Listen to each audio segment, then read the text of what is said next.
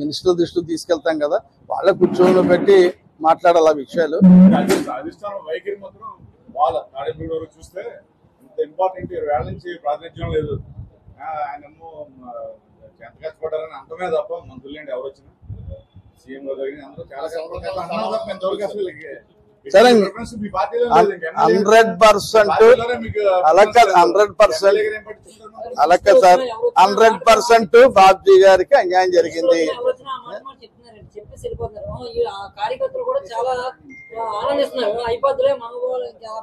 ఇప్పుడు చంద్రబాబు నాయుడు గారు డైరెక్ట్ బాబ్జీ గారు చెప్పారు, ఒక రోజు లేట్ అయినా నీకు మంచి పోస్ట్ ఇస్తారు, నేను ఉన్నతమైన స్థానంలో కూర్చోబెడతానని చెప్పి ఆయన హామీ ఇచ్చారు.